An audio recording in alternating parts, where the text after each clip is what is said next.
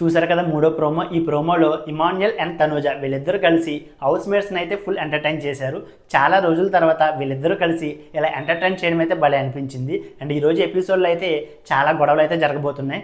రీతుకు డెమోన్కి, రీతుకు దివ్యకి, రీతుకి మాధురికి and తనూజకి డెమోన్కి ఇలా చాలా మంది మధ్య అయితే గొడవలు జరగబోతున్నాయి.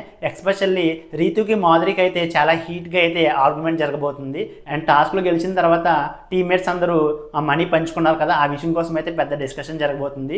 రీతు డెమోన్కి ఇచ్చిన విషయం అయితే మాధురికి తెలిసి మాధురికి రీతుకి అయితే చాలా ఎక్కువ సేపు అయితే ఆర్గ్యుమెంట్ జరగబోతుంది. అండ్ ఈ ఆర్గ్యుమెంట్లో లాస్ట్లో ఒక డైలాగ్ వేసింది ప్రోమోలో. నాకైతే ఆ డైలాగ్ చూని నాకైతే భలే నవ్వొచ్చింది అబ్బా. ఆ డైలాగ్ ఏంటంటే మాధురి రీతుతో అంటుంది, నీకు అసలు బిహేవియరే సరిగ్గా లేదు, నీకు ఎవరితో ఎలా మాట్లాడాలో తెలియదు అని చెప్పి. అండ్ ఫస్ట్ వీక్లో మాధురి ప్రతి ఒక్కరితో బిహేవ్ చేసిన ఆ బిహేవియర్ మరి ఏమంటారు, తను కూడా అలాగే బిహేవ్ చేసింది కదా. ఈ వారం సైలెంట్గా ఉంటే సరిపోదు కదా. నాకు సార్ చెప్పినప్పటి నుంచి అయితే తనైతే చాలా సైలెంట్గా ఉంటుంది.